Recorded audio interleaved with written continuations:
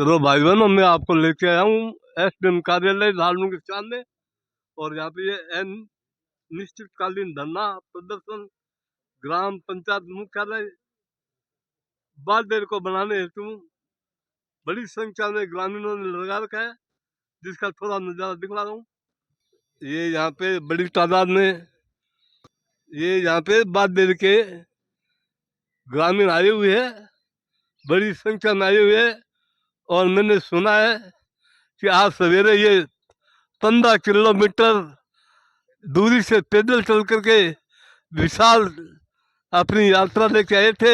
बड़ा सर्दी का मौसम था, फिर भी बड़ी संख्या में भाई लोग, औरतें सभी आई थी उस वक्त। और अभी ग्रामीण यहाँ पे बैठे हुए हैं धरने पे, और यह धरना इनका अनिश्चितकालीन चल रहा है यहाँ लाडनू में एसडीएम कार्यालय के सामने। तो चलो यहाँ के जो नेता लोग, पंच सरपंच जो भी आए हुए हैं, इनसे आज के बारे में इस कार्यक्रम के बारे में जानकारी लेते हैं। चलो भगवती प्रसाद जी शर्मा एडवोकेट साहब से कुछ जानकारी लेते हैं। लाडनू उपखंड कार्यालय के सामने दिनांक 4/12/2025 से सभी ग्रामवासी कंटिन्यू धरना में प्रदर्शन कर रहे हैं अनिश्चितकाल के लिए। हमारी मुख्य मांग ये है कि लाडनू विधानसभा क्षेत्र में, उपखंड क्षेत्र में अभी जो पंचायतों का पुनर्गठन हुआ है, इसमें हमारे साथ गैर वैधानिक तरीके से आनन फानन में हमें बिना सुने हमारे ग्राम बादेड़ के पंचायत मुख्यालय को हटाकर कोयल कर दिया है। जबकि बादेड़ पहले से 1.5 किलोमीटर पंचायत मुख्यालय बाकलिया से दूर था और अब हमें 8 किलोमीटर का सफ़र करना पड़ेगा। हमारी मुख्य मांग के पीछे एक सबसे बड़ा कारण यह है, जो मैं इस मीडिया के माध्यम से आपको बताना चाहूँगा, कि उपखंड क्षेत्र में पंचायत पुनर्गठन को लेकर जितनी भी एक्सरसाइज सरकारी बॉडी द्वारा की गई, वो सारी की सारी हमारे पक्ष में थी। यहाँ से जांच रिपोर्टें गई, प्रस्ताव बन करके जिला कलेक्टर महोदय को गया, कलेक्टर महोदय और उपखंड अधिकारी द्वारा काउंटर सिग्नेचर करके सरकार को जो भेजा गया, उसमें भी ग्राम पंचायत मुख्यालय बादेड़ को रखा गया था। लेकिन हुआ क्या, ग्राम पंचायत मुख्यालय बादेड़ होने के उपरांत भी सरकार द्वारा हमें बिना सुने जिला कलेक्टर के प्रस्ताव को दरकिनार कर और मुख्यालय एक छोटा सा गांव कोयल है उसको बना दिया। संक्षिप्त में आप सभी को बताना चाहूँगा कि कोयल एक ऐसा गांव है, उसकी बजाय अगर बादेड़ की बात करें तो कोयल एक छोटा गांव है। कोयल, बेड़ और बादेड़, इनमें कोयल की संख्या, मतदाता की संख्या भी कम है और जनसंख्या घनत्व भी कम है, जबकि बेड़ उससे बड़ा है और बादेड़ इन दोनों गांवों से बड़ा है। बादेड़ की वर्तमान में अगर वोटर लिस्ट की बात करें 2011 के अनुसार तो करीब 1700 से अधिक है, जबकि कोयल मुख्यालय जो बनाया गया है उसकी मात्र 800 और कुछ है। अगर आबादी घनत्व की बात करें या रेवेन्यू और आबादी लैंड के रकबे की बात करें तो बादेड़ का रकबा 12,500 बीघा से अधिक है, जबकि उस गांव का रकबा मात्र 1250 बीघा है। और अगर गांव के सिप्ती आबादी भूमि की बात करें, जहां पंचायत मुख्यालय बनना है, पूरा इंफ्रास्ट्रक्चर डेवलप होना है, तो वो सारी सुविधाएं बादेड़ में पहले से उपलब्ध है। बादेड़ एक ऐसा गांव है जहां 8 गांवों की सड़कें रोड की कनेक्टिविटी कर रही है, मेगा हाईवे भी है और सेंटर पॉइंट पे स्थित है, जबकि कोयल की बात करें तो ऐसा नहीं है। इसके साथ ही साथ गांव में 35 लाख की लागत से अभी एक सामुदायिक विकास भवन बना है, जो गांव की 20 आबादी के बीच में स्थित है, पूरी सुविधाएं उसमें उपलब्ध है। प्रस्ताव हमारे पक्ष में गया है।